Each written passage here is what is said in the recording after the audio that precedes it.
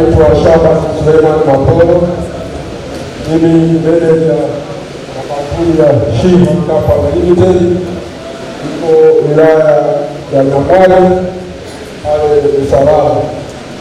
Swali langu linaenda kwa mwanasheria Madam Kanyasi, upande wa leseni za technical support. Swali langu la kwanza, mmiliki wa leseni amepakana na leseni nyingine. Technical support wangu anaishia hapa kama mama, alafu wale wengine wanaanzia pale kwenda sehemu nyingine. Sisi tunachimba open pit, alafu wale ndani wanachimba maduara ya kawaida. Sheria inaruhusu. Swali langu la kwanza. Swali langu la pili kwa Madam Kanyasi ni kuhusiana na mikataba. Tunaambiwa mikataba ni 30/70. Hii 16% kwa 84 ilipangwa na nani na ilitoka wapi? Swali langu la mwisho nenda haraka just naomba. Swali langu la mwisho kwa Madam Kanyasi kwa sheria. Leseni ya kikundi mathalan ina watu 5. Nataka kubadili majina, jina moja au mawili. Ni sheria gani inafuata? Naruhusiwa kuyabadili kwa watu wengine au? Sheria ya madini ni kuweza kutatua migogoro, na moja ya mgogoro ambao Tume ya Madini ina mamlaka kisheria kuweza kutatua kama kwa judicial, na maana inaweza ikasikiliza na ikatoa uamuzi, ni migogoro ya kimipaka. Kwa kama ikitokea kwamba mna mgogoro wa kimipaka, unaweza ukawasilisha Tume ya Madini kwa mujibu wa kifungu cha 150 pamoja na kanuni za kutatua migogoro, ili Tume ya Madini tuweze kukaa kama constitution na kuweza kutatua mgogoro. Kwa majina naitwa Jackson Elias Nyororo, ni mwenyekiti wa wakaguzi mkoa wa Geita, lakini ni mkaguzi mkuu wa migodi miwili iliyopo Kahama mjini. Mgodi wa kwanza ni Nyanembe Gold Mine na mgodi wa pili ni Mwembeni maarufu Mgombani Gold Mine. Ombi langu mimi kwa serikali na Tume ya Madini Tanzania ni kuwaelekeza wamiliki wa leseni watambue mchango wa machifu waanzilishi wa migodi Tanzania. Kumekuwa na shida moja, unakuta chifu anaanzisha mgodi kuutafiti, lakini unapofika kwenye uzalishaji mzuri, miongoni mwa wakurugenzi wanaingiwa na tamaa, wanaanza kufanya figisu na majungu kumuondoa kiongozi mwanzilishi na kuleta ndugu zao kuwapa uongozi ili wanufaiki. Kwa ombi langu mimi kama mhanga wa jambo hili, ninaomba serikali waelekeze wamiliki wa leseni wawe na mikataba na chief inspector na managers, ili mikataba ile iwalinde hata yanapokuwepo mapungufu ya kibinadamu, ziwepo kamati tendaji zitakazoweza kushughulisha kuwapatanisha kati ya chifu na wamiliki wa leseni. Hii kufukuzana kama manyani kiutendaji haina tija. Kwa ni waombe maaramozi wote, maengineer na Tume ya Madini kwa ujumla waone namna ya kuja na mpango mkakati wa kutengeneza mikataba itakayowafanya wakaguzi wakuu wajiamini wanapokuwa eneo la kazi na wawe na maamuzi, na hilo ndo lengo la chama cha wakaguzi wa migodi midogo Tanzania. Lakini majibu wakati mwingine sio lazima yawe yale ambayo napenda kusikia. Tuna hiyo kawaida ya kuelezwa kile ambacho tunapenda kusikia. Sasa hawa ni wataalamu, anakwambia kwa mujibu wa sheria hizo hivi. Ukitaka kusikia tofauti, maana yake kwa kinyume cha sheria, yeye hawezi kukwambia vile unataka wewe. Kwa hiyo kidogo kuna majibu machungu na mengine matamu. Ndiyo sekta yetu ilivyo, lazima tuvumiliane kwenye hilo. Nia yetu hasa ilikuwa ikifika saa 10 kamili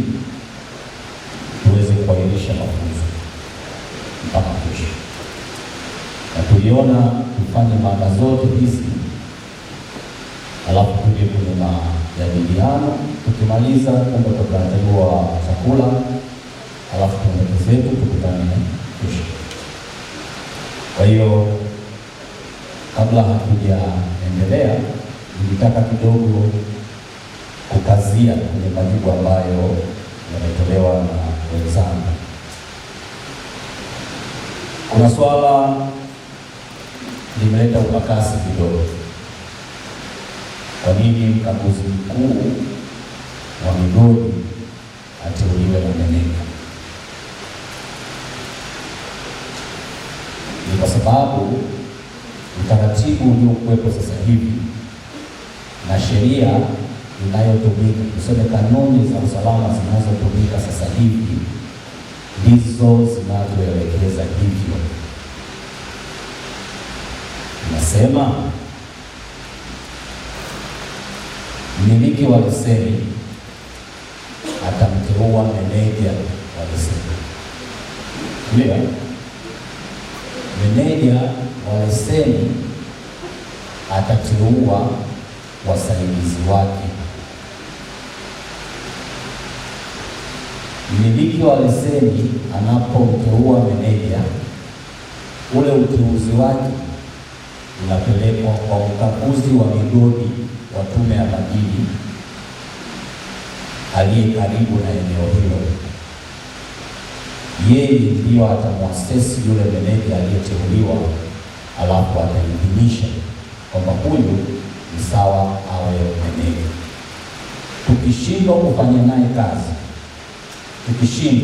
naye kazi, sisi hatumfukuzi, lakini tunamwambia mkurugenzi wake, mmiliki wake, kwamba huyu tumeshindwa kufanya naye kazi, tafuta mwingine. Na hili sio kwa wachimbaji wadogo peke yake, hata wachimbaji wakubwa, hata wachimbaji wa katikati. Sawa, General Manager wa GGM leo tusipokwenda sawasawa, tutaiambia bodi ile itafute mwingine, huyu tumeshindwa kufanya naye kazi. Simple, wala hakuna kukumbelezana kwa hili. Kwa sasa hivi sheria inasema hivi, lakini tunafanya maboresho ya kanuni za usalama, afya na utunzaji wa mazingira za mwaka 2010. Kama mlisikia mwanzoni, sheria inayotumika sasa hivi ni ya mwaka 2010, si ndio? Maboresho makubwa ya kwanza yalifanyika mwaka 2017, yakafanyika 18, yakafanyika 19. Kwa hiyo yamekuwa yakiendelea kufanyika mpaka hivi. Sina hakika mwaka huu, lakini mwaka jana kuna maboresho mengine yamefanyika.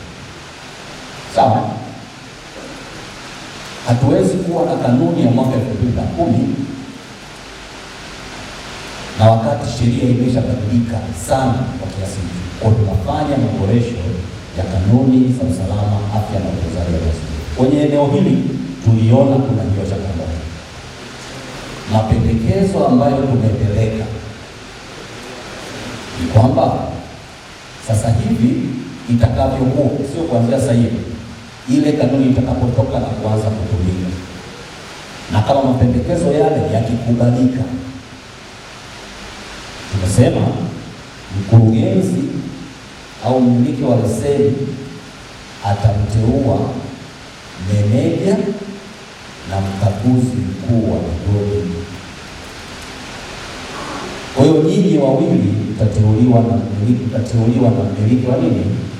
Wa leseni. Alafu nyinyi wawili ndio mtashirikiana. Meneja kwa kushirikiana na mkaguzi mkuu wa migodi watatafuta wasaidizi wao. Kwa mkaguzi mkuu wa migodi atatambulika kisheria na yeye kama ilivyo meneja, na endorsement yake tutaifanya kwa namna ile inayoifanya sasa. Tumekubaliana? Majina sasa sio, hamtaitwa chief inspector, sababu chief inspector nchini moja.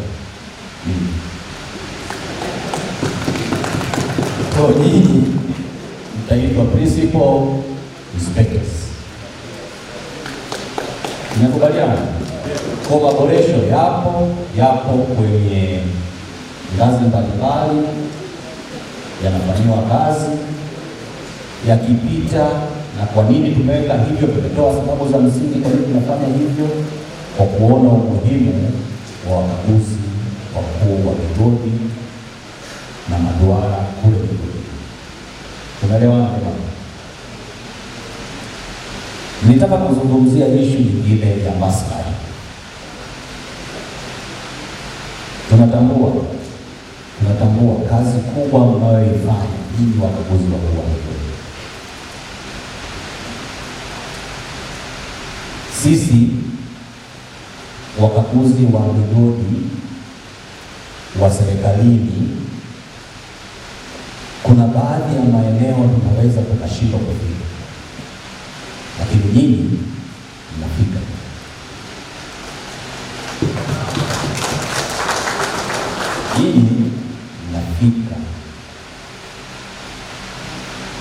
Na ndiyo maana nikasema, kwa sababu nyinyi ni watu muhimu na mnanisaidia kazi zangu mimi kwa kiasi kikubwa sana, tutengeneze forum ya kila siku tuwe tunazungumza, na tumeunda grupu la WhatsApp la wakaguzi wa migodi peke yake, na mmekuwa mkitoa taarifa za usalama asubuhi na jioni. Wale ambao hawatoi, anzeni kutoa, kwa sababu msipofanya hivyo mtakuwa mnakiuka maelekezo yangu, na mna mamlaka ya kuchukua uchaguzi wao. Sasa kwa hiyo tushirikiane kulinda hii migodi. Kwa kutambua hayo, shida nikakuelekeza orodhesha changamoto za wakaguzi wa migodi. Uongo kweli? Umefanya ile kazi, umeniletea changamoto za wakaguzi wa migodi, ninazo na shughulika nazo. Sawa? Kwa kutambua hayo, mmeanzisha chama chenu cha wakaguzi wa migodi na wafunga matimba na wapita baruti, si ndio? Ambayo hicho chama wakati wa uzinduzi mkanitaka, mkaniomba mimi nije kuwa mgeni rasmi, sio? Nikashindwa, nikamtuma meneja wangu yule kwa ukaguzi, yuko naye na akafanya kazi kwa niaba ya taasisi, kwa niaba ya katibu mtendaji wa tume, si ndio? Yote haya ni njia ya kuelekea kule tunapotaka, ni njia ya kuelekea nchi ya ahadi, ndio nimesema asubuhi hapa, na Nsiane injinia pale amesisitiza kwamba ni vema sasa tukakaa na wamiliki wa leseni na wenyewe tuwaambie wanachotakiwa kufanya. Kumekuwa na malipo yanayotofautiana kutokana na eneo moja hadi jingine, ndio? Kuna mwingine analipa 3%, mwingine 0.0. Hiyo hapo nyuma hiyo kali zaidi 0.003 asilimia, ndio? Kwa hiyo ni masuala ya kukaa sasa nyinyi kwenye yale changamoto zenu, ni kukaa na kujadili kwamba tunadhani kwa kazi yetu sisi tupate mifuko 2 kati ya 10, 3 kati ya 10, 1 kati ya 10. Pendekezo hili tunapokaa na wale wamiliki tunaliweka mezani kwamba jamani, hawa watu wanafanya kazi 1, 2, 3, na ndio watu wanaofanya kazi kwa niaba yetu sisi. Kwa proposal iko hivi, nyinyi mnasema tutakapofikia mwafaka tutatengeneza mwongozo wa ndani wa maslahi ya wakaguzi wakuu wa maduara. Sisi nimelijibu vizuri. La tatu, ni kuingiliwa kwenye majukumu yenu. Ndio bwana amezungumza vizuri sana. Yes. Mgodi umepangwa duara moja mpaka duara nyingine mita 15. Anakuja mkurugenzi anakwambia hapa katikati weka duara nyingine. Brothers and sisters, hicho kitu hakiruhusiwi. Sawa? Na nimeweka ile grupu tumeanzisha. Nasema yoyote mwenye changamoto kuweka hapa, inawezekana ikawa shida, nipate inbox, niambie tu mgodi fulani mimi nimefanya hivi, mkurugenzi amefanya. Kuweka kwenye grupu nyinyi wenyewe kwa wenyewe mnapigana shoti. Wongo, nyinyi wakaguzi wakuu mnapigana shoti. Wewe bwana Shija wa jamii Shija unampiga shoti yule jamaa wa Msasa pale kwa sababu kuna tema vizuri. Sio? Unapigana shoti. Kwa hiyo ukiweka kule inaweza kukuletea shida. Njoo kwangu niambie kuna tatizo 1, 2, 3. Mimi nitafanyia kazi. Jamani, ni kwamba sheria ya madini, mabadiliko ambayo yamefanyika yale ya mwaka 2017 yale makubwa yaliondoa madini kuwa mali ya mtu na sasa hivi kuwa mali ya nchi yanayoshikiliwa na Mheshimiwa Rais. Sio? Ndivyo inavyosema. Kama ilivyo ardhi. Sio? Kama kuna mtu yote mwenye hati akisoma moja ya masharti ni hayo kwamba ardhi ni mali ya serikali. Sio? Na muda wowote anaweza akabadilishiwa matumizi. Sasa hivi ndivyo madini yalivyo, na leseni unaopewa sasa hivi sio Kisukuma wanasema sio right of ownership, ni right of possession. Sio tunaelewana? Sio haki ya kumiliki, ni haki ya kushika tu kwa kipindi hicho ambacho umepewa. Kwa hakuna mwenye madini, hakuna mwenye madini. Kipindi hiki tumempa mkurugenzi X, simamia hii leseni, toa madini kwa ajili ya familia yako, kwa ajili ya kutengeneza ajira nchini, kwa ajili ya kulipa mapato serikalini. Wewe unakuja unataka kutuambia mgodi. Hakuna ambaye yuko juu ya sheria. Sawa? Atachukuliwa hatua kama anavyochukuliwa mhalifu mwingine. Huko ni kutempa na masuala ya usalama ambayo sisi huwa hatuikatei kabisa. Tunaelewana sasa? Tunaelewana? Nadhani hayo ndio yalikuwa mambo matatu yenye ukakasi, nimeyazungumza kwa hisia kali, si ndio? Lakini hayo ndio majibu yake. Nimeongezea pale ambapo wenzangu wamekwisha kusema. Sasa hii ni Kahama. Asubuhi imeambiwa, sio? Kahama. Saa hizi ni saa 10:10. Hatujala kutoka tunapata